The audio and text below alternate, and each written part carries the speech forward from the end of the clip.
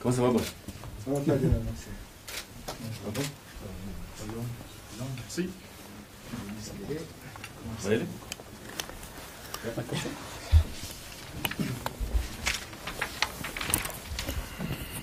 Président, merci. Bonjour à vous.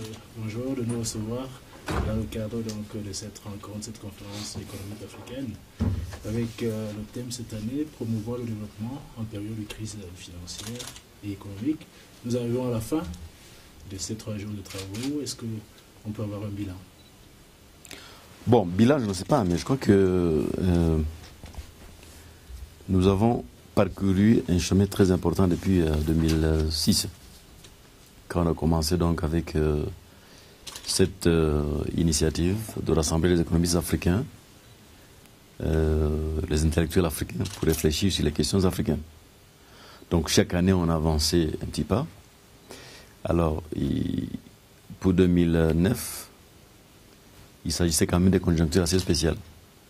Et c'est l'après-crise, c'est l'avant-après-crise. Et qu'est-ce que l'Afrique doit faire? Quelles sont-ils de l'expérience du G20? On a participé quand même assez,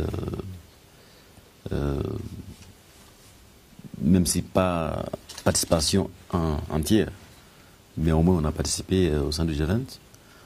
Donc on a tiré toutes ces leçons et c'est très encourageant. Maintenant, pour les leçons en termes de gestion économique, pour chaque pays, pour chaque région, c'est différent. Mais je constate que même si la crise nous a frappés en plein fouet, et notre continent s'en sort aujourd'hui mieux qu'on pensait il y a un an. Et donc je suis confiant, optimiste pour l'année 2010 et 2011. Mais justement, en termes de chiffres, vous aviez prévu un taux de croissance cette année de 3,2% en moyenne. L'autre jour, lors de votre discours, vous avez réévalué un petit peu. On parle maintenant de 1,7%. Et on sait que pour amorcer le développement, finalement, il faut avoisiner un taux de croissance à 2 chiffres. 7. Qu'est-ce qui vous fait être, donc, qu'est-ce qui explique votre optimisme quand on voit ces chiffres qui ne sont pas très encourageants? L'année passée, j'avais estimé à 3%. Mais il y a un problème technique. C'est le continent, c'est le problème des statistiques. Ce qu'on appelle les statistiques à haute fréquence, qui nous permet de réviser les chiffres tout le temps. Mais cette fois-ci, que ce soit nous-mêmes ou le Fonds monétaire international, pour 2010, on est confiant sur le chiffre de 5%. Et 2011, on peut retrouver 6-7%, dépendant de ce qui va se passer dans le domaine de l'agriculture. Alors, 5%, ce n'est pas suffisant, mais c'est important. C'est important parce que ça dépasse déjà la croissance démographique.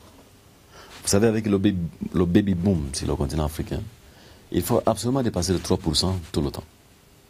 Alors, pendant la crise, donc, on a descendu en dessous de 3%, ce qui signifie donc l'appauvrissement. Aujourd'hui, avec les 5%, donc, c'est très bien, mais ce n'est pas suffisant. Donc, il faut augmenter le taux d'investissement. C'est le moyen d'arriver à un taux de croissance de 7. Et je suis confiant qu'on peut y arriver. Mais justement, par rapport à cet effort dont vous parlez, il y a ce que vous avez préconisé. On dit la crise est là, mais il faut en saisir aussi les opportunités, notamment se réformer pour les États africains. Ça passe aussi par notamment des réformes structurelles, bonne gouvernance, etc. Est-ce que sur ce plan-là, vous êtes entendu par les États africains, notamment sur le domaine de la bonne gouvernance? Ah si l'Afrique a si résisté à la crise, c'est qu'il y a quand même quelque chose qui se passe sur le terrain. Il y a 2 éléments vraiment qui sont capitaux. C'est le climat des affaires, y compris la gouvernance. Et là, je crois que l'Afrique, dans son ensemble, je ne dis pas partout, on avance toujours. Pendant la crise, vous n'avez pas assisté à des mesures populaires, populistes, qui allaient être faciles à vendre, mais vraiment dommageables à long terme. Tous les pays ont résisté à prendre des mesures assez populistes. Et je crois aussi qu'au niveau du climat des affaires, tous les États ont continué à améliorer les performances. Deuxième élément qui me paraît capital, c'est les efforts de l'intégration économique régionale.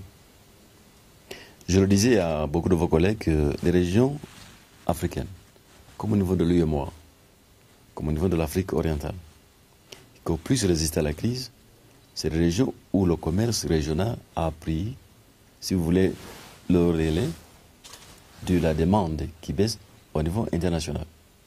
Donc, avec une amélioration continue du climat des affaires, avec un effort plus important au niveau de l'intégration économique régionale. Ce sont les deux mesures pour moi qui me paraissent aujourd'hui capitales. Maintenant, parler climat des affaires, ce n'est pas seulement gouvernance. Ce n'est pas seulement la gouvernance. Il faut aussi des infrastructures.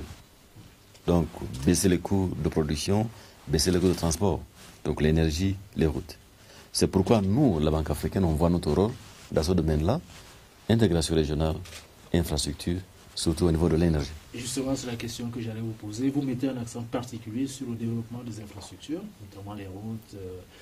Mais vous l'avez aussi noté pour le déplorer que les échanges intra-africains se situent maintenant à un taux, on va dire, de 10%, ce qui est très faible.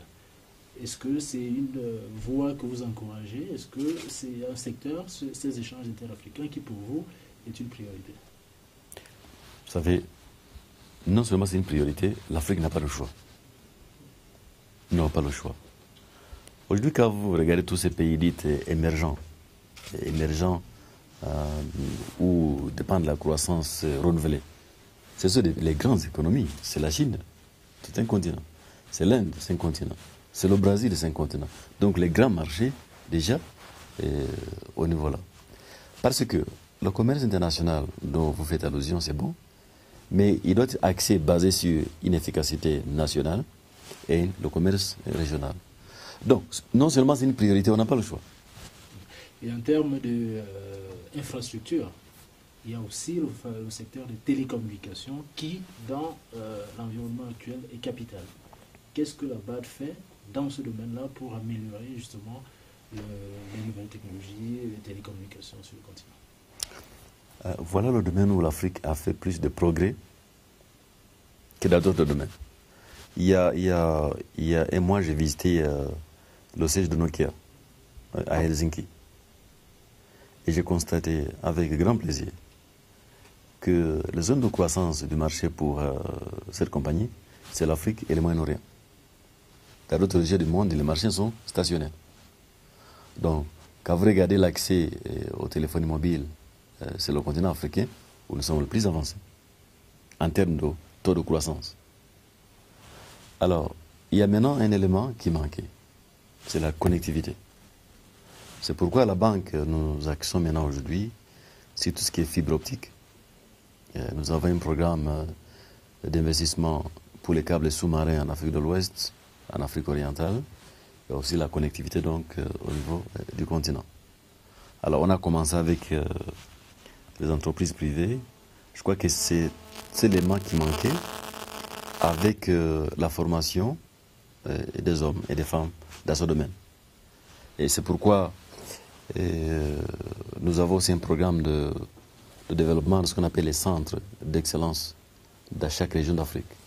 Donc avec une bonne connectivité, avec la formation dans ces centres, comme les fait nos amis indiens par exemple, où j'étais au sud de l'Inde, je crois que des progrès dans le domaine de TIC peuvent aller plus rapidement. Following up on that question, the infrastructure, yes, the infrastructures in the private sector and the good governance of obviously